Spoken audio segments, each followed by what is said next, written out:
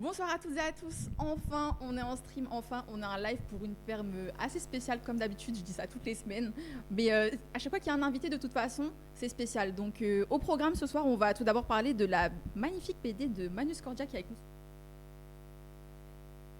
Qui s'appelle... On n'entend rien? C'est vrai? Tu me dis quand c'est bon. Alors on va parler de la de la BD de Manus Cordia qui s'appelle Mauda, autopsie d'un crime d'État, et qui parle en fait de crimes policiers contre des migrants en Belgique, sur des routes belges, dans le cadre de l'opération Médusa qui a eu lieu en 2018.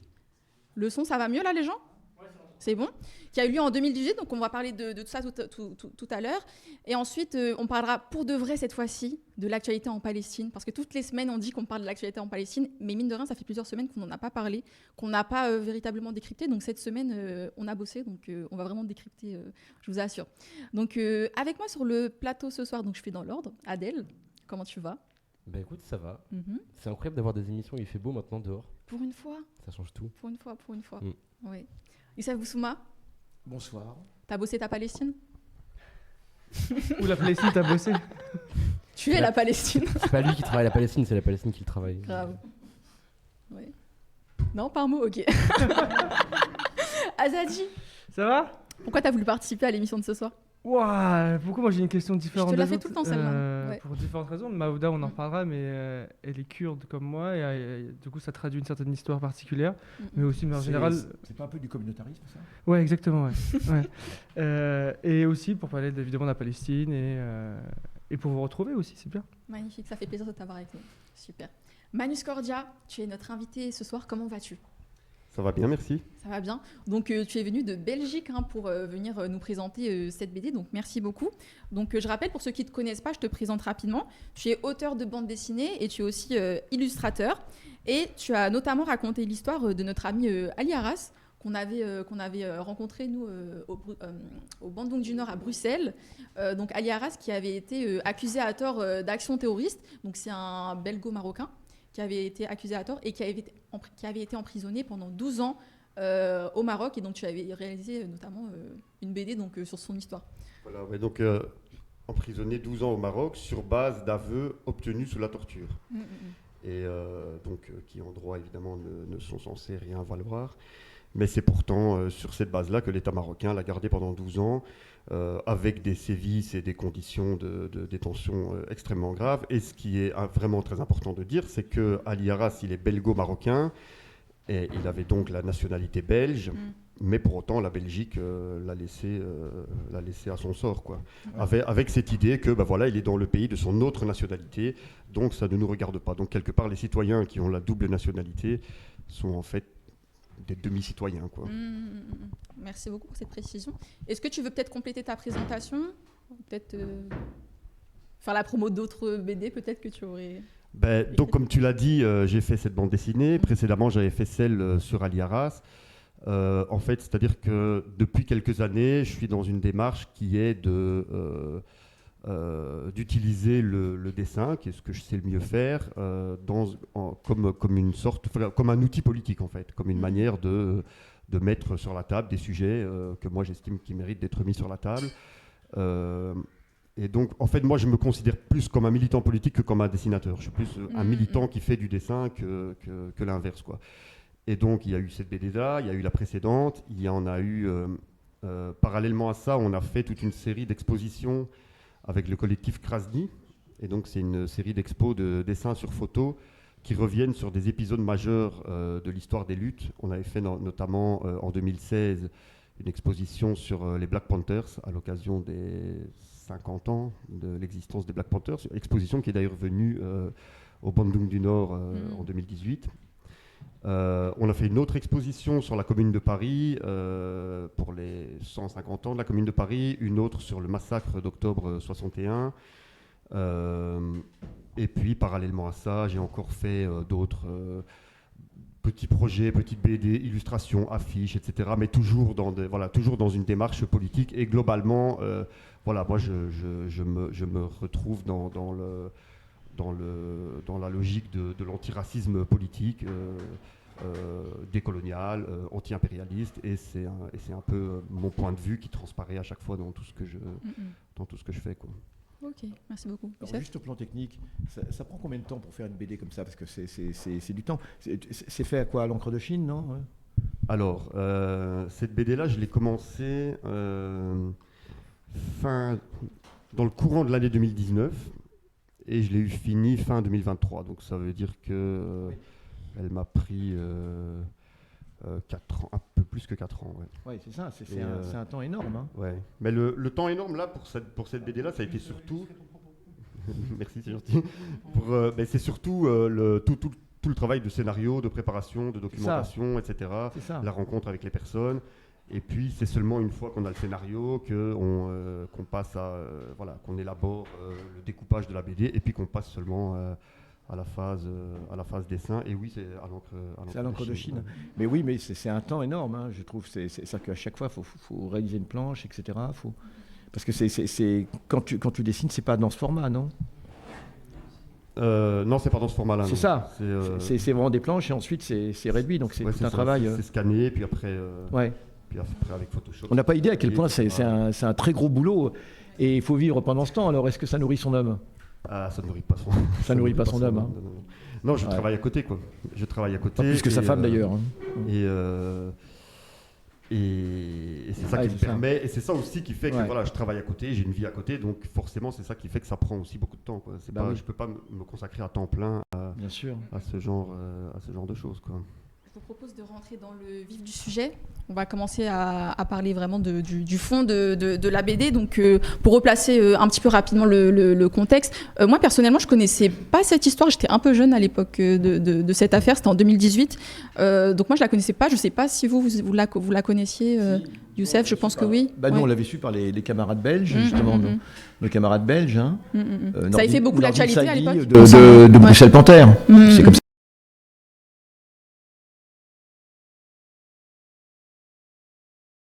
Dramatique, hein, mais voilà. Alors donc c'était dans la nuit du 17 mai 2018, donc c'était sur une autoroute belge, une camionnette transportant des migrants tentant de passer en Grande-Bretagne et prise en chasse par des policiers. Et cette course-poursuite qui s'inscrivait, donc comme j'ai dit tout à l'heure, dans le cadre de l'opération Médusa, on y reviendra tout à l'heure, elle se solde par la mort d'une petite fille de 2 ans, qui s'appelle Mauda et qui a été atteinte d'une balle en pleine tête et qui a été tirée par un des policiers en fait.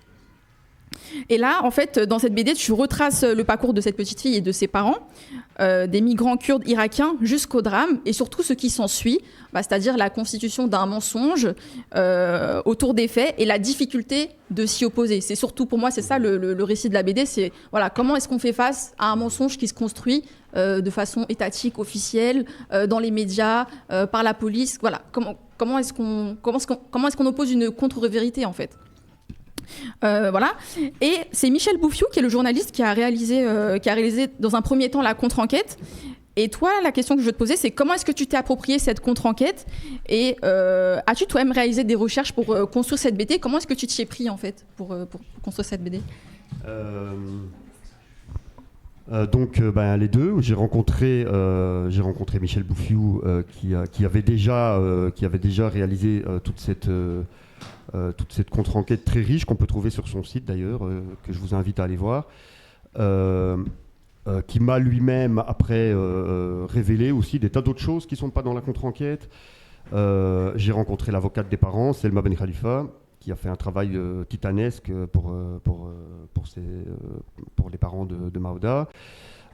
J'ai rencontré aussi les parents de Mauda, j'ai rencontré aussi Francis Timberlake, donc c'est les personnes du Women Refugee Center où se trouvait la famille de Mauda avant de monter dans cette camionnette. En fait, avant de monter dans cette camionnette, ils se trouvaient à Grande-Synthe, dans un gymnase où ils étaient logés avec d'autres personnes, des centaines d'autres personnes de différentes origines, mais la plupart quand même des Kurdes irakiens qui espéraient passer en Angleterre.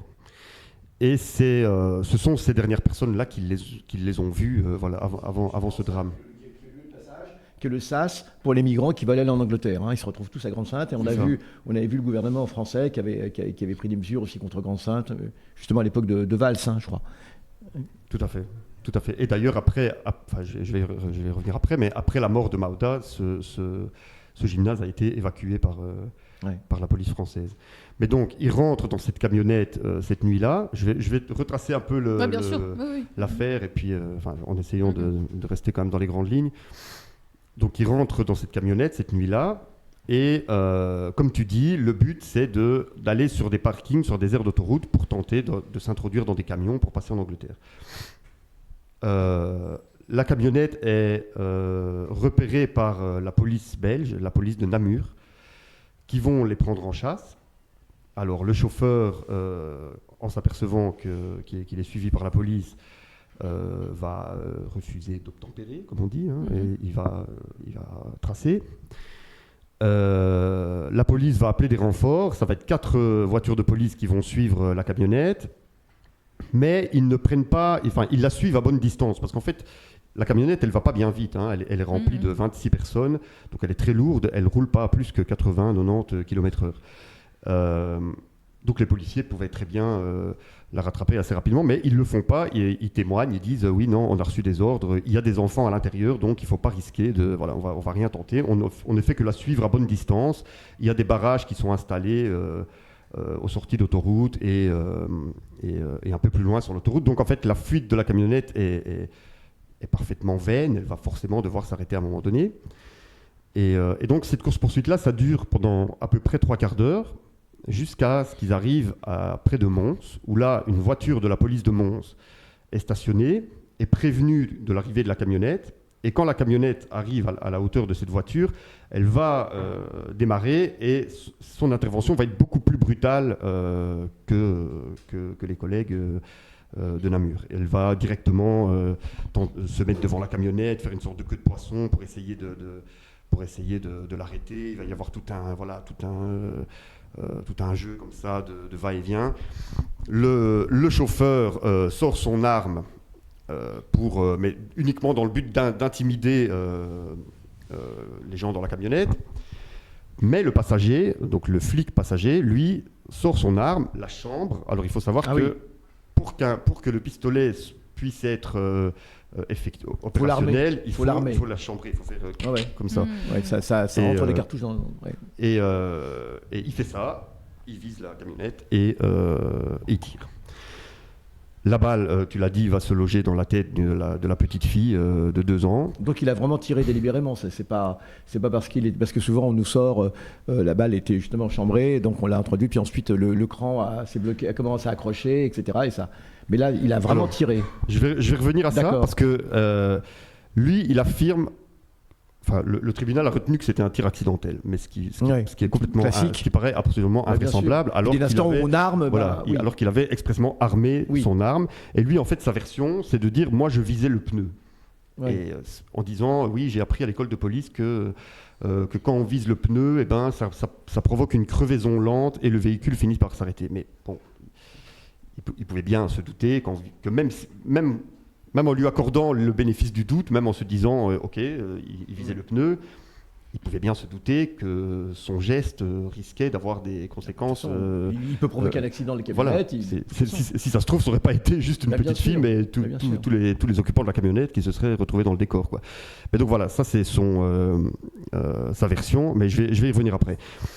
La camionnette va finir sa course sur une aire d'autoroute, l'aire du bois du Gard, où là les policiers vont faire sortir les occupants de la camionnette de façon très violente. Ils les braquent comme s'il s'agissait de terroristes. Le papa de Maouda sort avec sa petite fille dans ses bras, qui pisse le sang et qui crie please, ambulance, please, help. Les policiers lui prennent la petite et la mettent par terre.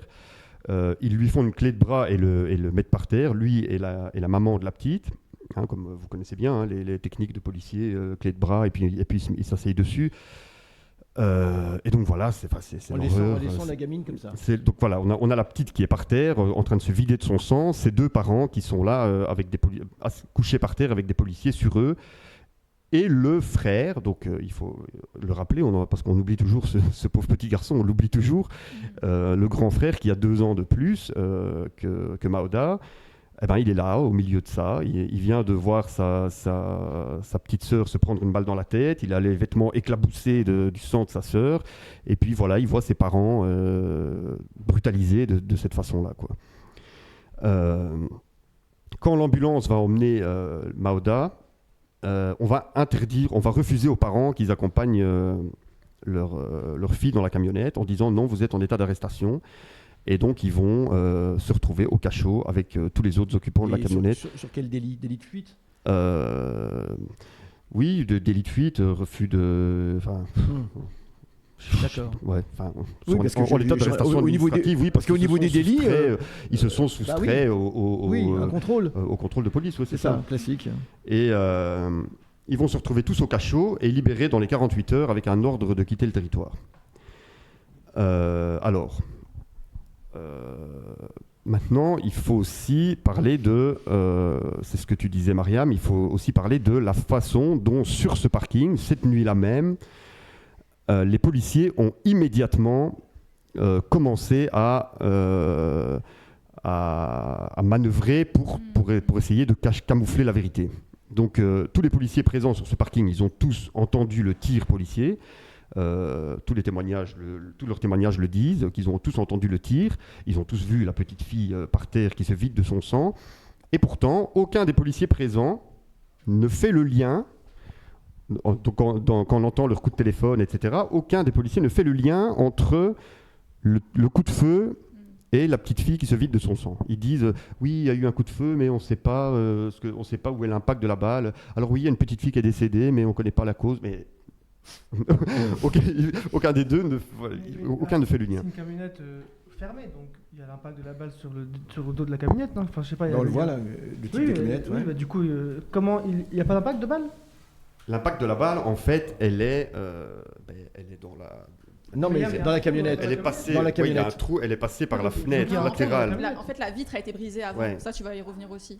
Ouais, ça aussi, il y a autre chose. C'est ça qu'il a pas compris, je pense. Donc, il y a un trou Attends. dans la camionnette Oui, non, latérale. mais c'est pour que je parce qu'en fait, du coup, si dit, tu viens de dire que les policiers n'ont dit de ne pas voir l'impact de la balle, Ouais. mais pourtant, tu t'imagines avec une camionnette fermée qu'il y a forcément un Non. trou dans la En camionnette. fait, la vitre a été brisée Oui, avant. c'est ce que- Ouais.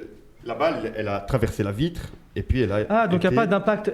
Oui, donc la vitre, c'est juste brisée en entier, quoi. Ouais. Donc on peut pas avoir de trou dans La la balle a camionnette. brisé la vitre D'accord. et elle est allée se loger dans le crâne. Donc ils disent pas comment la vitre s'est brisée par Elle était à l'avant, la gamine. La gamine, elle était dos au. Donc, il y a le chauffeur qui est là et la maman. Donc, le chauffeur, il conduit comme ça. Ah oui, Et la maman, elle est dos au chauffeur avec D'accord. Mauda dans ses bras comme ça. d'accord. Et la balle, elle a traversé. Enfin, Bien pardon, raison. excuse-moi. Elle a. C'est le et, risque quand on. et donc voilà, elle a traversé le crâne de Mauda.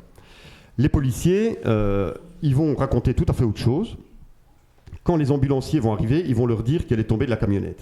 Ils vont leur dire que, en fait, les migrants l'auraient fait tomber de la camionnette parce que, donc en fait, c'est ça que tu disais, il y a pendant la course-poursuite, les occupants de la camionnette, ils ont cassé la vitre arrière pour montrer une petite fille qui n'était pas Mauda, qui était une autre petite fille, pour montrer aux policiers une petite fille pour dire attention, on est il y a pas des enfants, menaçant, il y a des ne enfants, prenez pas de risque, il y a des enfants.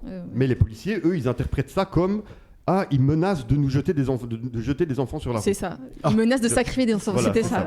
Ouais, Et, ouais, ça, c'est ce ça- qui va être dit après dans la presse, etc. Ouais. Et donc ils vont dire ça aux ambulanciers. Ils vont dire elle est morte parce qu'ils l'ont fait tomber de la camionnette. Ça c'est la première version mensongère. Ils l'ont pas vu, ils savent que c'est pas vrai. Ils l'ont pas vu tomber.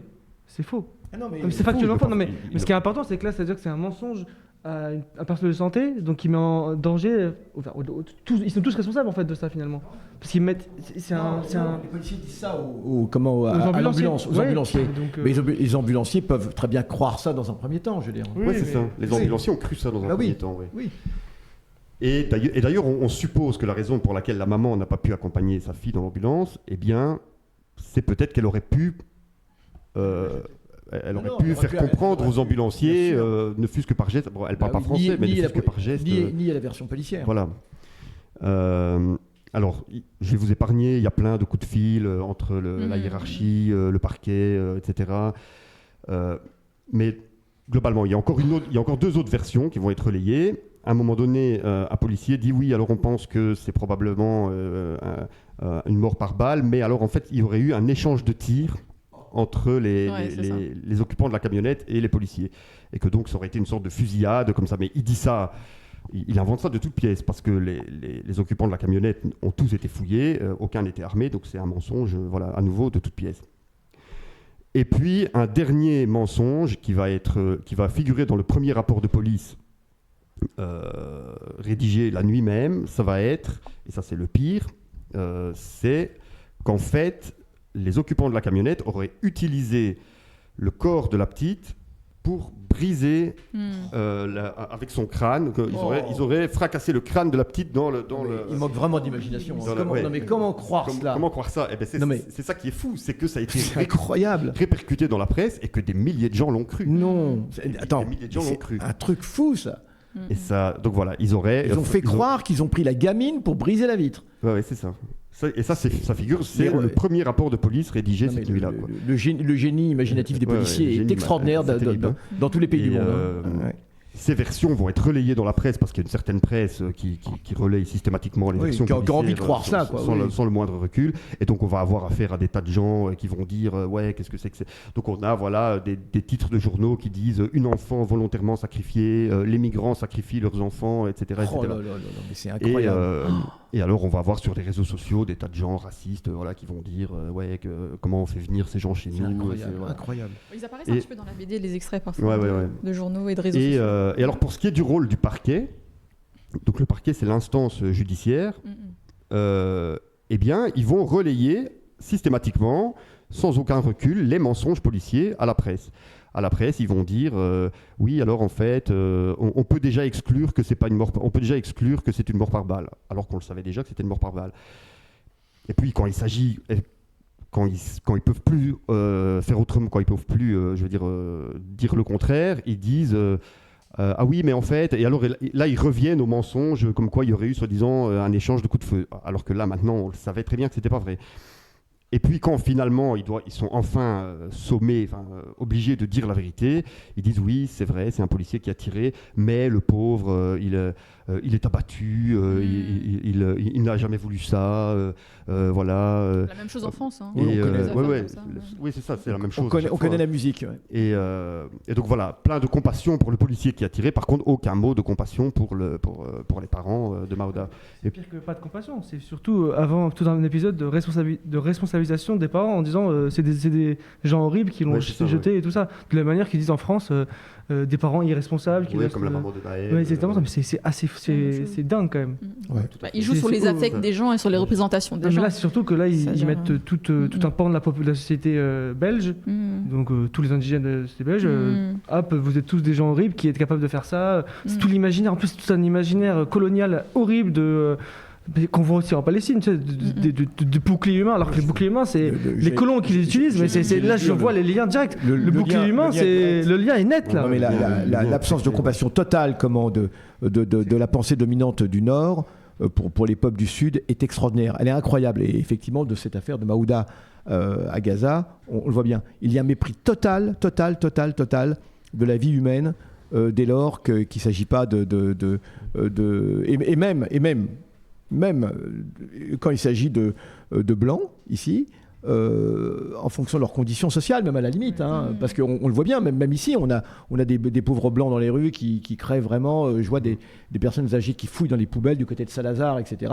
Pas la moindre compassion. Donc on a une pensée dominante qui est absolument impitoyable, Alors, a fortiori lorsqu'il s'agit de peuples du Sud, hein, mais même par rapport à des pauvres ici. Elle est impitoyable. Il n'y a rien à attendre d'eux. Mais pardon, excuse-moi. Ouais. Je voulais dire, je voulais ajouter un truc, pour le coup, pour continuer le parallèle que fait Youssef aussi avec la déshumanisation des Palestiniens, c'est que j'ai l'impression qu'à chaque fois, pour justifier des actes inhumains, on va dire oui, mais ce qu'a fait l'autre en face, c'est encore plus inhumain que ce que nous on a fait. Et donc, finalement, relativement, tout est relatif, bah ça va. Finalement, on est quand même moins pire, quoi. Voilà. Parce que en fait, si on oublie, si on ne dit pas, si on ne les accuse pas d'avoir fait ces trucs-là, de prendre le corps de la petite pour casser une fenêtre, etc. Bah en fait, au final, on en revient juste à la vérité froide qu'il y a quelqu'un qui a tiré et quelqu'un qui est mort. Et que ça, c'est pas possible de le dire juste tel quel, de façon simple et pure, et qu'on est obligé de l'habiller avec un discours. Déshumanisé. Voilà. Et l'autre est plus barbare que moi, c'est pour ça que je me permets d'être barbare avec lui. Bien sûr. Mais finalement, finalement, la vérité des faits a quand même été établie. Mais je veux dire, comme dit le proverbe. Mais c'est toujours pareil, c'est toujours bien après. Ça n'a plus. Bien sûr. Le mal est fait, quoi. Bien sûr. Et le mal est fait. Et effectivement, dans l'opinion publique, parce qu'une fois que la vérité éclate, elle est beaucoup moins médiatisée. Exactement. Que les mensonges qui ont été. Et des tas de gens sont restés sur la première idée, comme quoi, effectivement, Ouais. voilà, que ces gens sont des fous, des irresponsables, qui ont mis en danger leur fille, etc., etc. Et mais alors, pour en revenir à ce que je voulais dire, ces magistrats de l'instance judiciaire, cette affaire, elle montre vraiment bien la connivence, la complaisance de la justice avec l'appareil policier. Ce sont ceux-là même qui, 2 ans plus tard, lorsque le procès va avoir lieu, c'est ce même parquet de Mons qui va instruire cette affaire, qui va être juge dans cette affaire.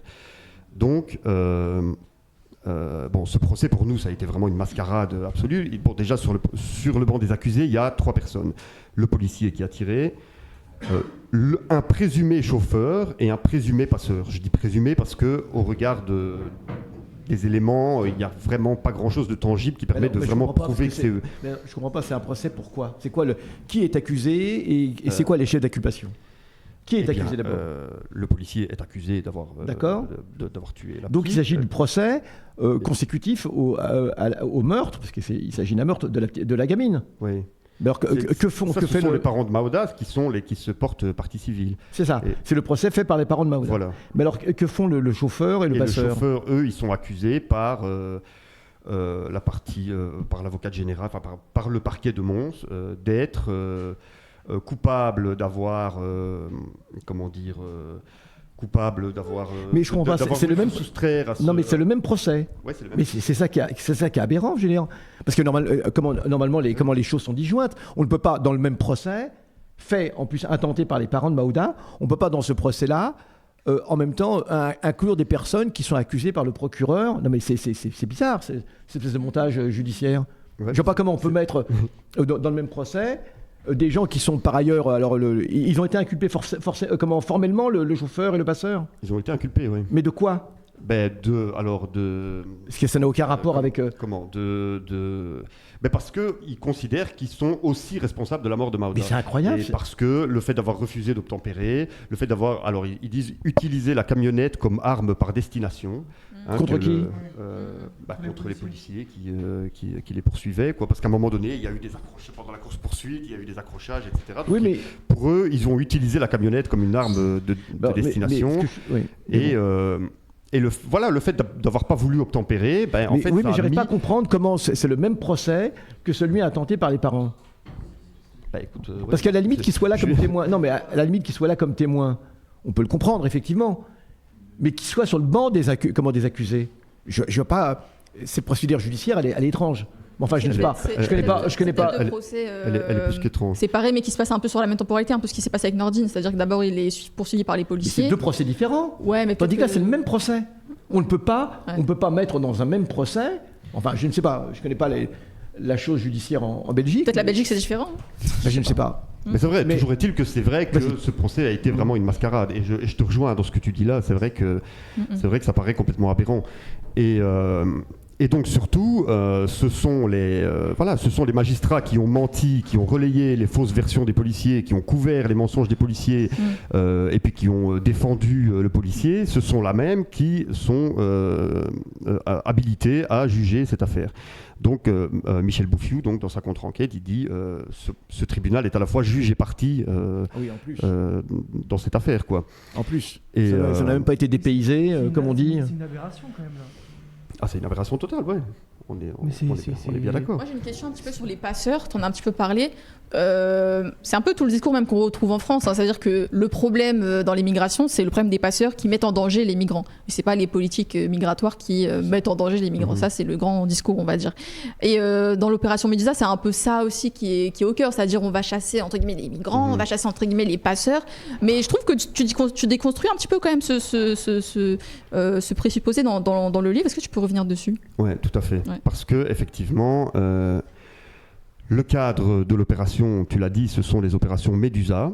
Alors tout le discours, effectivement, autour des passeurs, oui voilà, il faut arrêter les passeurs, il faut démanteler ces réseaux, etc., mafieux qui font du trafic d'êtres humains, etc., etc. Mais au nom de ça, de ce truc qui peut paraître noble, entre guillemets, en réalité, ces opérations, concrètement dans les faits, ce sont des opérations dans lesquelles les policiers ont carte blanche pour intercepter un maximum de migrants. Ils ont carte blanche par tous les moyens. Et ben là, par tous les moyens, la conséquence, c'est la mort d'une petite fille. Et c'est pas la seule. Encore aujourd'hui, ces opérations-là sur les autoroutes belges, elles continuent. C'est peut-être plus le même nom, c'est peut-être plus Médusa, mais ça continue. Et il y a toujours il y a eu encore plusieurs cas de décès. Il y a eu plusieurs décès, oui, là on parle d'une affaire, mais il faut bien dire qu'il y a une généralité aussi derrière. Hein. C'est pas juste cette affaire-là. De l'affaire Maouda. Pas du tout. Ces opérations ont continué de plus belle et continuent de tuer. Il y a eu récemment un jeune Soudanais qui a été renversé par une voiture pour avoir essayé de fuir un contrôle de police. Et donc voilà, donc ce discours de dire oui, notre but c'est d'arrêter les passeurs, les trafiquants, etc. Mais ça aussi c'est faux parce que quand ils ont arrêté tout le monde cette nuit-là, eh bien en fait, ils ont tous été relâchés dans les 40... Alors que là, le soi-disant passeur, il était dedans. Mais ils les ont tous libérés avec un ordre de quitter le territoire dans les 48 heures. En fait, il fallait évacuer les témoins gênants, quoi. Mais alors, donc ce passeur qui était là dans la camionnette, dans un premier temps, il était laissé en liberté. Oui, c'est ça. Et ensuite, il a été reconvoqué. Ensuite, il a été retrouvé quelque part en Angleterre. Pour pouvoir l'inculper. En fait, voilà. il fallait en fait, c'était tout à fait pour. On connaît la méthode. Il s'agit d'amoindrir les torts du policier. Donc, on rajoute, on en rajoute dans la gamelle, comme on dit, et on délaye tout ça. Et puis ça, évidemment, du coup, ça fait disparaître la culpabilité policière. Et voilà. Oui, c'est tout à fait ça. Et alors, le verdict. Le policier, il a eu 1 an avec sursis. Qui a été diminué à 10 mois en appel. Mais bon, avec sursis, autant dire... 10 mois en sursis pour avoir tué une gamine comme ça. Il a été condamné coupable. Mais donc, il a été condamné à 10 mois avec sursis. Mais donc, ça ne fait pas un jour de prison, ça, 10 mois avec sursis. Mais bon, quand même, c'est... je veux dire, dans le cadre de crimes policiers, c'est rarissime qu'un policier... C'est ce qu'on dit en France aussi. Comme avec Amadou Koumé, on avait dit que même si c'était une condamnation avec sursis, même si c'est ça, c'est déjà pas mal. D'être jugé coupable, je veux dire. Et par contre, le chauffeur et le passeur, eux ont écopé de 5 ans de prison ferme. De prison ferme ? De prison ferme. Donc, on voit vraiment le décalage ils incroyable. Ils ont pris 5 ans de prison ferme et sur quel chef d'inculpation ? Ah oui, ils ont mis en danger les policiers, c'est ça ? Etc. Je voulais revenir... je te coupe, mais je pense c'est important pour tous ceux qui nous écoutent qu'il y a quand même une grosse campagne justice pour Maouda. Donc c'est pas juste, c'est pas qu'une question juridique, c'est aussi une question politique. Ça a duré. C'est pas, ils ont réussi à obtenir. C'est horrible de dire ça en fait, mais non, je vais pas le dire. Il y a eu ils ont été rendus coupables. Les policiers ont été rendus coupables. Justice n'a pas été rendue parce que c'est n'importe quoi, mais ça a été suite à un long travail militant aussi. T'en parles aussi dans la BD, j'imagine. Parce que c'est important, je pense, de découvrir. Il faut que les gens comprennent qu'il y a quand même un impact des mobilisations. C'est parce qu'il y a eu cette mobilisation que le policier a quand même eu une maigre condamnation, mais voilà. Sinon, il aurait été acquitté, bien sûr. Ça se trouve, on sera arrêté ils ont jeté la gamine par-dessus, c'est fini, quoi. C'est important aussi qu'il y ait ce travail-là, je pense. Et puis, il y a des très belles pages dans la BD où tu dessines les premières mobilisations quand les femmes bloquent l'autoroute. Il y a la mobilisation, en fait, de femmes qui viennent du camp, je crois. De là à Grand-Sainte, c'est ça. De là où ils étaient. Et il y a beaucoup de femmes qui bloquent une autoroute avec les enfants qui sont vraiment en première ligne de ce blocage-là. Encore une fois, ils se servent des enfants comme boucliers. Et ça a été très spontané, c'est très touchant la façon dont c'est raconté dans la BD, je trouve. Ouais. Et puis après, il y a eu d'autres mobilisations, effectivement, tu le racontes aussi. Et ça a duré combien de temps cette mobilisation entre le moment où la mobilisation a commencé et le moment du procès, quoi. Et le procès, il y a eu un seul procès, il n'y a pas eu d'appel Si, il y a eu l'appel. En appel, ça a été diminué à 10 mois. C'est ça, c'est en appel que ça a été diminué. Le truc du policier. La mobilisation, il y a eu... cette mobilisation-là, c'est celle des personnes de Grande-Sainte, donc principalement les Kurdes, qui qui ont connu la petite Maouda là avec eux dans ce gymnase et qui étaient effarés de savoir ce qui s'était passé, quoi, et qui ont été tellement révoltés que très spontanément ils sont tous partis bloquer l'autoroute. Après, ici en Belgique, il y a eu des mobilisations. Dans les jours qui ont suivi la mort, évidemment, et puis encore autour du procès. Quand il y a eu le procès, il y a eu pas mal de mobilisations. Il y a eu le hashtag Justice for Maouda. Il y a eu des personnalités un peu célèbres qui ont exprimé leur soutien. Angela Davis, comment le gars des Pink Floyd, là, Roger Waters, voilà, c'est ça. Mais moi, j'ai quand même envie de dire que, au regard de ce que c'est, au regard du drame que c'est, la mobilisation, et je ne dénigre pas la mobilisation, j'y ai participé, et tout le respect pour tous les gens qui se sont mobilisés, évidemment, mais c'est resté très pauvre, quoi. C'est resté très pauvre au regard de la gravité de ce que c'est. Si je veux faire une comparaison, en 96, enfin en 96, comme vous dites, il y a eu l'affaire Dutroux, l'affaire des enfants disparus. Et ça a fait sortir 1 million de personnes dans la rue, quoi.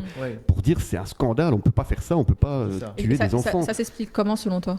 Ça s'explique le fait que Maouda ça s'explique le fait que Maouda elle est pas occidentale. C'est une kurde irakienne. Pour moi, ça montre bien. Voilà, on en parlait avec le fait qu'on puisse s'imaginer qu'ils sont prêts à sacrifier leurs enfants.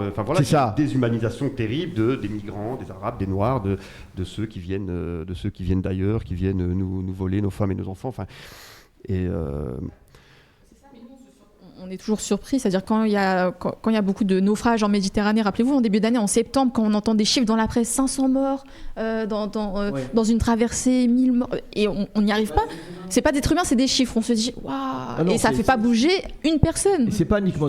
Moi, je voulais juste revenir sur la migration. On parle des personnes qui viennent ici pour s'exiler. Et, du coup, il y a une origine, tu vois.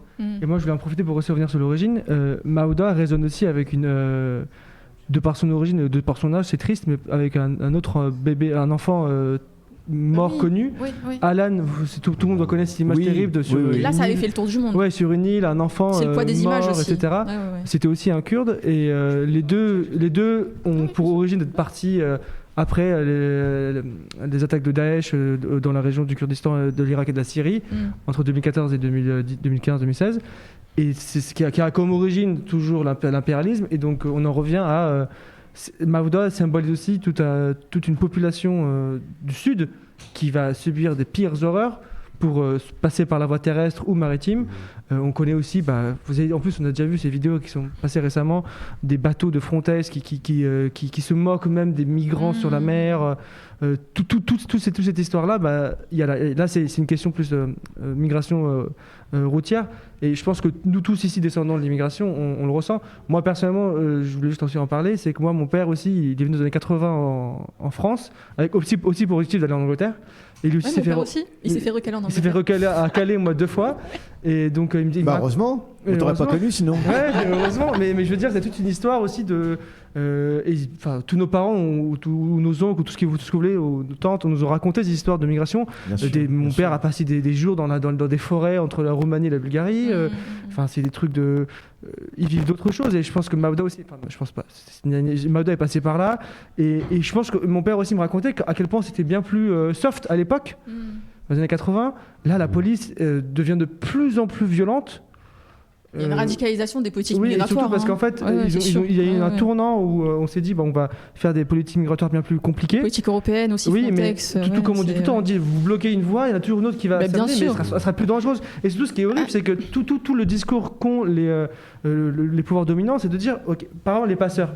Ils visent les passeurs pour dire c'est pour le bien des gens qui veulent migrer. En gros, il ne faut pas passer par cette mafia, etc. Avec pour but de protéger supposément la population qui veut migrer. Mais toujours, in fine, ce qu'ils disent, ce qu'ils prétendent faire, c'est tout à l'opposé de ce qu'ils font vraiment. Ils vont s'attaquer aux passeurs pour protéger les gens qui veulent migrer, mais ils ne s'attaquent pas aux policiers qui l'ont tué. ils s'attaquent à toutes les voies migratoires pour créer d'autres voies migratoires qui sont encore plus terribles pour les gens qui veulent migrer. Parce que, dans tous les cas, ils vont migrer parce que l'origine de tout ça, ça peut être la guerre, comme ça peut être pour guerre ou l'économie ou différentes choses, mais qui sont toujours des conséquences des pays dans lesquels les gens veulent migrer. Là c'est quand même un symbole d'avoir Maouda qui veut migrer, sa famille qui veut migrer en Angleterre, la même Angleterre qui a bombardé et avant ça, l'Irak en première guerre du Golfe contre Daesh. Donc c'est toujours des conséquences. La symbolique est tellement forte qu'elle en devient bien sûr. carrément dérisoire. On en vient à des niveaux de déshumiliation qu'on a du mal à en parler entre nous. Il n'y a même pas de mots pour expliquer toutes les versions policières qui déshumanisent tellement l'autre qu'on en vient à se demander si qu'est-ce qu'on a comme chose en commun. Est-ce qu'on a une humanité commune? Ça en devient vraiment assez ridicule et même terrifiant. Je te laisse après juste. Mais toute la sociologie des migrations montre que ces politiques migratoires de contrôle aux frontières, elles ne réduisent pas les flux migratoires, mais rendent juste les routes migratoires plus dangereuses. Ça, c'est un constat qui est établi depuis très longtemps. Encore la situation des migrants, Bien sûr. De façon à ce qu'effectivement, ils aient des conditions de vie encore plus détestables ici. Et comme j'aime bien dire, et d'autres le disent aussi, il n'y a pas une crise migratoire, il y a une crise de l'accueil en fait. Et on le voit dans le parcours des parents de Maouda. Au début, ils sont en Allemagne et c'est là où ils se font refuser l'accueil. Je sais plus comment pas un visa. L'asile politique, non ? L'asile, oui, c'est ça. Ils se font refuser l'asile et c'est pour ça ensuite qu'ils font tout le parcours encore plus compliqué, etc. Et au final, ça termine par quoi ? Par une obligation de quitter le territoire. Je vais dire au QTF, mais on est en Belgique. Par une obligation de quitter le territoire. On en revient toujours au même en fait. C'est comme en France. Adèle. Ouais, moi je voulais dire deux choses. Rebondir d'abord ce que tu as dit tout à l'heure, c'était par rapport à la génération de nos parents. Les conditions du voyage sont beaucoup plus violentes et risquées et potentiellement fatales aujourd'hui parce que l'Union européenne a drastiquement renforcé son dispositif sécuritaire et répressif, sécuritaire. Voilà. J'ai juste noté une statistique qui est assez affolante par rapport à il y a 10 ans, en 2014, il y avait 300 km de murs anti-migrants qui existaient en Europe. Il y a 2 ans, en 2022, 8 ans après seulement, c'était 2000. On est passé de 300 km à 2000 km de murs. Et donc tout ça, c'est des politiques de l'Union européenne, notamment de l'agence Frontex, dont d'ailleurs l'ancien directeur, qui est un Français, est numéro 3 sur la liste du Rassemblement national pour les élections européennes. Voilà. Et je voulais dire une deuxième chose, mais j'ai oublié, ça va me revenir. Oui, tout à fait. Ah si, non, pardon. Oui, vas-y. Oui, et que tu l'as dit aussi un peu, Azadi, c'est que un des plus gros cynismes aussi de la part des États européens, c'est l'argent donné aux États qui sont au sud de la Méditerranée. La Libye, le Maroc, il y a beaucoup de toute cette question-là. Il y a une corruption, il y a un système de cynisme organisé bien sûr. Qui est hallucinant. Où peut-être que tu vas préciser mieux que moi, mais et voilà, c'est ça. Ça aussi, il faut le dire. Tu vois, ils sont complices aussi de cette politique migratoire qui redescend en fait vers le sud. Mais ils gagnent de l'argent. Enfin, ça fait partie de l'économie. Mais non, mais ça fait partie du chantage aussi. C'est-à-dire qu'en fait, en fait, ces pays du Maghreb, entre autres, ont des accords commerciaux avec l'Union européenne. Et il y a des systèmes d'aide, évidemment. Et ces aides, elles sont conditionnées à la bonne tenue, à la bonne tenue et au respect de ce que l'Europe attend d'eux, c'est être la défense avancée de la citadelle Europe. Parce que l'Europe se construit comme une citadelle, comme une forteresse. Et c'était un peu c'était même les mots d'Hitler, rappelons-nous, la forteresse Europe. Eh bien, il y a un autre type de forteresse que l'Europe est en train d'édifier, c'est contre ces migrants. Alors que le droit international leur donne absolument raison à ces migrants, leur donne le droit de circuler, puisque ça fait partie de la Charte universelle des droits de l'homme, il faut le savoir, qui a été ratifiée par tout le monde. Et qu'est-ce qu'elle dit ? Elle dit le droit de déplacement, d'installation et de travail dans le pays de son choix. Mais c'est ça qui est absolument incroyable, c'est que la Déclaration universelle des droits de l'homme, qui a été prise après la Seconde Guerre mondiale, eh bien, elle permet ces déplacements, et c'est sans restriction. Alors, on va vous dire, oui, à condition qu'effectivement, ces migrations ne portent pas atteinte. Mais en aucune façon, il n'a jamais été prouvé que ces migrations portent atteinte aux économies des pays. Au contraire, c'est ça qui est absolument incroyable, c'est que tout le monde sait pertinemment que les migrants sont nécessaires aux économies. Et d'ailleurs, la question n'est même pas de savoir... On l'a vu avec l'émission sur les travailleurs sans papier il y a 2 semaines. D'ailleurs, la question n'est même pas de savoir s'ils sont nécessaires ou pas, c'est que c'est un droit, même s'il n'était pas nécessaire. Le droit de circulation, d'installation est un droit universel. Et c'est pareil au niveau des États-Unis, je dirais. Alors, ça, c'est une première chose. Donc, le droit est tout à fait du côté des migrants. Il est illégal d'empêcher des gens d'entrer sur un territoire. Et ça, c'est quelque chose que les gens ne savent pas. Parce qu'il y en a peu qui, en France, par exemple, osent dire l'immigration doit être absolument... C'est pas le droit à l'entrée qui n'existe pas, c'est les conditions de l'entrée qui sont à conditions variables, et donc l'État peut décider qu'en fait les conditions sont quasiment tellement draconiennes que c'est impossible, mais qu'en théorie, ça reste possible. Mais en réalité, non. Voilà, oui, parce qu'à l'époque, lorsque cette Déclaration universelle des droits de l'homme avait été prise, c'était par rapport à l'URSS. On était déjà en pleine guerre froide, et c'était par rapport à l'URSS qui, elle, restreignait les déplacements de ces populations elles-mêmes, qui fermait ses frontières. Alors, on voulait apparaître comme étant les gentils de l'affaire. Non, nous, il n'y a aucun problème. N'importe qui dans le monde peut venir. Et puis, donc voilà, c'est ça qui est absolument scandaleux, où vraiment l'hypocrisie était là. Donc, par rapport à l'URSS, on était absolument pour les déplacements. Et alors, on n'arrêtait pas de dire à l'URSS, mais ouvrez vos frontières, permettez à tous ces pays socialistes, les Tchécoslovaques à l'époque, les Bulgares, tout ce que vous voulez, de circuler, il n'y a aucun problème, tant qu'il s'agissait de les aspirer pour les retirer à l'économie soviétique. Mais dans l'autre sens, on voit bien aujourd'hui, il n'y a plus d'URSS, donc ce droit, soi-disant, et même à l'époque, il n'était pas garanti. Mais voilà, l'hypocrisie totale occidentale, c'est un droit absolu de circulation et de s'installer. Manu, vas-y, après Azadi. Oui, pour rebondir un peu sur tout ce que vous dites, oui, par rapport au coût des migrants, en réalité... ce sont ces politiques-là qui sont beaucoup plus coûteuses, en fait. On dépense des fortunes colossales en vidéosurveillance, en garde-frontière, en centre fermé, en centre de détention, etc. Alors qu'un accueil digne de ce nom serait en fait beaucoup moins coûteux, quoi. Mais de fait, il y a un intérêt à maintenir ces personnes dans des situations de non-droit et pour pouvoir les utiliser comme de la main-d'œuvre quasiment esclavagisée, comme on le voit dans certains endroits en Italie ou en Espagne, quoi.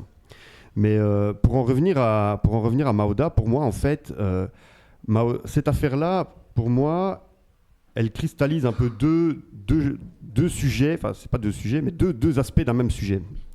Deux aspects du racisme d'État, parce que c'est ça en fait.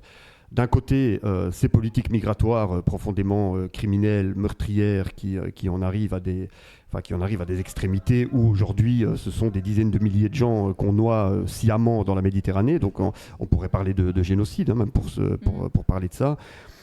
Donc voilà, des politiques migratoires tellement criminelles qu'elles en sont presque génocidaires. Et puis d'un autre côté, pour moi, l'affaire Mauda, elle met aussi très bien en lumière, c'est la question des crimes policiers, qui est aussi un aspect du racisme d'État. La question des crimes policiers et de leur impunité. Pour moi, la bande dessinée, mon but, ça a été un peu de montrer comment fonctionnent les mécanismes qui mettent en œuvre l'impunité policière, les mécanismes de connivence entre la police, la justice, les avocats, etc., pour finalement arriver à l'impunité du policier. Alors, on a dit, et au tribunal, c'est ce qu'ils ont dit, ils ont dit oui, voilà, il y a eu des erreurs, ils reconnaissent qu'il y a eu des erreurs, il y a eu des dysfonctionnements, il y a eu des choses qui n'ont pas bien été, mais nous veillerons qu'à l'avenir, ça ne se reproduise plus. Mais en fait, ce n'est pas des erreurs, ce n'est pas des dysfonctionnements. C'est au contraire un système qui fonctionne très très bien. C'est un système qui fonctionne très très bien. C'est un système qui fait en sorte que systématiquement, à chaque fois qu'un policier est impliqué dans la mort de quelqu'un, il finit par être acquitté. Et donc l'affaire Mauda n'est pas un cas isolé. On pourrait se pencher sur Naël, sur Amin Bentoutsi, Adama Traoré, etc. On va systématiquement retrouver tous ces mécanismes. Les mensonges de la police en vue de couvrir le crime, les versions de la police qui sont relayées par la justice et par les médias, les versions des victimes qui par contre vont être beaucoup plus sujettes à caution, criminalisation des victimes, etc. Et pour finalement aboutir à l'acquittement du policier. Donc ça, c'est des trucs qui sont... ce sont des mécanismes qui font système en fait. Je regarde. Et on doit dire un dernier mot parce qu'on doit conclure tout de suite. Je peux, Youssef ? Dernier mot, Azadi. Juste rapidement pour revenir sur ce que tu viens de dire, c'est vrai que les questions d'accueil des immigrants est très, très important, surtout qu'on a les moyens de le faire. On a bien vu que les réfugiés d'Ukraine le décalage entre les réfugiés d'Ukraine et tous les autres migrants. Je veux aussi revenir sur ce que tu disais, aussi pour parler de la question des violences policières et de la question de la migration. En France, on a notamment à Paris Utopia 56 qui travaille notamment sur la question. Ils sont super sur les immigrés qui sont à Paris notamment. L'association Utopia 56. Une association qui est d'origine morbienne, enfin en bretonne quoi, comme quoi la Bretagne n'a pas donné que Bolloré et Le Pen, mais qui lutte pour l'accueil des personnes réfugiées dans toute la France, pas que à Paris, mais aussi à Calais. Enfin, il y a beaucoup d'endroits. Oui, à Calais aussi. À Calais, on les connaît beaucoup à Paris parce que ils sont très actifs et ils sont très visibles, notamment. Donc, ils vont souvent devant la mairie de Paris. Exactement. J'en parle d'eux parce que j'ai des amis qui y sont et ils me racontent des histoires de 3 heures du matin, 4 heures du matin. Ils s'occupent d'adolescents et d'enfants. 3 heures du matin, la police, la police vient avec des flashs dans leurs yeux pour leur dire se lever, pour les faire partir. En fait, même pas pour les accueillir, pour les prendre en garde à vue. Le but, c'est juste de leur faire la misère. Leur but, la police vient juste pour mettre du bruit, mettre des flashs à 3 heures du matin sur des enfants, les empêcher de dormir pour juste qu'ils aient la vie, mais pour leur dire ne venez plus ici, et littéralement par le réel comme ça. Et pour finir aussi sur ce que tu vas dire sur les violences policières, il y a tout un... Enfin, comment dire, c'est toute une continuité qu'il y a entre le racisme d'État avec les violences policières ou même la violence impérialiste à travers la migration. Même tout ça, il y a tellement un continuum, c'est tellement lié, c'est tellement bien imbriqué l'un dans l'autre que ça en devient une machine terrible. En fait, c'est surtout ça que je voulais dire, c'est que Maouda prouve aussi la puissance des dominants. C'est-à-dire que là, on a un cas de violence policière vis-à-vis d'une question de la migration. Là, le pouvoir dominant a sorti l'artillerie lourde. La presse, boum, on tape sur les migrants, on les déshumanise, on protège la police, on tape sur tout ce qui est possible. On ment effrontément. La justice rentre aussi dans ça. La police rentre dans ça. Tout le monde rentre dans ça. C'est pareil avec Naël. Nous, pas qu'avec Naël, mais avec toutes les violences policières. On voit bien que les médias mentent éhontément. Et ce que tu as dit tout à l'heure, c'est très important. C'est qu'il faut aussi faire attention, c'est qu'on perd du terrain dans le sens où on ment éhontément, notamment la question de la vérité est très importante chez nous, on ment éhontément, et après le mal est fait, on peut plus, on n'a pas les pouvoirs médiatiques pour rétablir la vérité, on n'a pas de contre-pouvoir, et donc on se fait allumer. Et alors, du coup la population devient de plus en plus raciste, de plus en plus anti-migrants, et c'est un cercle qui devient de plus en plus difficile à contraindre, parce qu'à chaque histoire c'est de pire en pire. Voilà. Merci beaucoup Azadi. Adèle, dernier mot. Oui, un des points, pour continuer sur ce que tu as dit, un des trucs qui me choque aussi le plus, c'est au-delà du mensonge, même on voit que quand la vérité est dite, elle n'intéresse pas les gens. Ce qui intéresse les gens finalement, ce n'est que le mensonge, parce que c'est ce qui les conforte dans leurs idées. C'est ce qui les conforte dans leurs idées oui, c'est ça. C'est plus difficile de résister en fait, c'est ça. Oui, c'est ça. Parce que sinon, quand tu dis la vérité, en fait, les gens ils sont juste qu'est-ce qu'on y peut, voilà. Et du coup, individuellement, personne n'y peut rien, et collectivement, c'est trop dur. Mais bon. Un dernier mot, Youssef. Oui, premier mot, c'est ce que vous dites. C'est-à-dire que le système idéologique est tel qu'on peut faire croire aux gens ce que l'on veut. Actuellement, le système des médias est absolument terrible. Je ne le pensais pas forcément avant, mais je pense... Alors, heureusement, il y a les réseaux sociaux aujourd'hui. Ça, c'est quand même un contre-pouvoir qui est incontestable. Alors, on trouve des choses pas terribles, mais on trouve aussi beaucoup de choses très, très intéressantes. Ça, c'est quand même une chose nouvelle. Mais le problème, c'est que ces réseaux sociaux n'auront pas d'effet sur le pouvoir, en vérité. Alors, des gens seront mieux informés, mais ils n'auront pas d'effet sur le pouvoir. Mais on le voit, les médias dominants actuellement peuvent sortir la version qu'ils veulent sur n'importe quelle affaire, et c'est cette version qui officiellement sera reprise à l'Assemblée nationale, sauf avec les exceptions, comme aujourd'hui on le voit avec la France Insoumise, qui réussit justement. 6 mois pour les 40 bébés en Palestine. Comment ? Ça a mis 6 mois. C'est ça. Pour contredire les versions officielles, il faut un temps absolument incroyable. Et même quand c'est contredit, tout le monde s'en fout. Donc, en tout cas... Ce livre, je le trouve super, vraiment. C'est pas du tout pour. D'abord, non, mais c'est vrai, au niveau du dessin et tout, c'est extraordinaire. Et c'est bien d'avoir détaillé les choses comme ça. Enfin, c'est l'affaire de la petite Maouda, ça pourrait être d'autres affaires également. Hein. C'est ça qui est intéressant, c'est à travers cette affaire. Mais je trouve ça remarquable. C'est un énorme travail. Hein. Moi, j'en suis toujours. Mais c'est un énorme travail de dessiner, et c'est remarquable. On voit toute la vie de cette petite, ses parents, etc. On voit le parcours des parents aussi, dont on n'a pas trop parlé, mais on voit le parcours. Oui, c'est ça, la vie de ces migrants, les gens n'ont pas idée comment c'est effroyable. Ça humanise en fait. Exactement, comment en amont c'est effroyable la vie de ces migrants. Dernier mot, Manu. Donc nous ne pouvons que conseiller ce livre. Oui. Merci beaucoup, Youssef. Oui, je vais dire un dernier mot. En fait, cette affaire Maouda, pour moi, alors 5 ans plus tard, parce qu'on est 5 ans plus tard, on est en train de parler de ça, et je pense que juste après, dans l'émission, vous allez parler de ce qui est en train de se passer à Gaza. En ce moment, on a parlé des politiques quasi génocidaires, des politiques migratoires quasi génocidaires. Aujourd'hui, en ce moment, il y a un génocide à Gaza qui se passe sous nos yeux. Alors, on pourrait penser qu'on parle de sujets différents, mais en fait, pour moi, c'est absolument pas du tout différent, parce que c'est-à-dire que Maouda, elle est en fait la victime d'un système du camp occidental qui se radicalise vers la fascisation, vers des politiques racistes, migratoires terriblement fascisantes.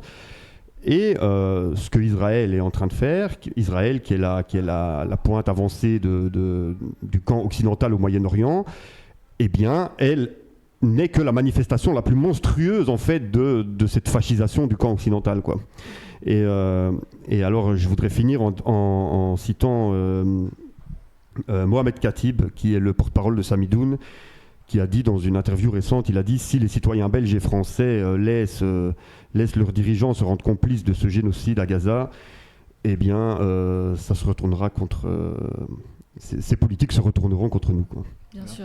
Merci beaucoup. Non seulement à Gaza, mais d'autres génocides également, parce que c'est le triste anniversaire du génocide au Rwanda également. On va peut-être en dire un mot tout à l'heure, Youssef. Voilà, on dira un mot, et de ce qui se passe au Congo depuis des années et des années. C'était cette totale insensibilité à ce qui se passe dans les pays du Sud, et quelque chose d'absolument effroyable. Je ne sais pas comment les populations occidentales s'en sortiront. Alors, il y en a qui s'en sortent parce que, justement, ils ont le courage d'aller à contre. Et d'ailleurs, pas uniquement que les populations occidentales, parce qu'ensuite, par contagion, mais c'est effroyable. C'est effroyable, cette déshumanisation et cette insensibilité totale à tout ce qui n'est pas blanc, au sens politique, on l'a compris. Merci beaucoup. On va conclure cette émission. Merci d'avoir été avec nous. Je ne sais pas si tu restes après, c'est comme tu veux. Un très grand merci à vous. Merci de m'avoir accueilli. Merci beaucoup. On refait la petite promo pour la BD qui s'appelle Maouda, autopsie d'un crime d'État, et qui est parue aux éditions La Boîte à Bulles. Et voilà. C'est une maison d'édition qui est en vente dans toutes les bonnes librairies. Non, c'est une édition française. D'accord. Donc française, Cocorico. Ah oui, voilà. Donc les amis, on fait une courte pause de 2 minutes, même pas. Hein, là, on change juste de plateau. Ensuite, on parle de l'actualité à Gaza. On n'aura pas trop de temps, mais on va quand même faire... On essaye de faire 30 minutes, on essaye quand même. Ouais. Ok. Et après, il y a une émission avec Statis et Yazid et Azadi, et peut-être Youssef, sur Lénine, sur le grand personnage Lénine. Donc restez et à tout à l'heure. Lénine qui est là-bas. C'est coupé ?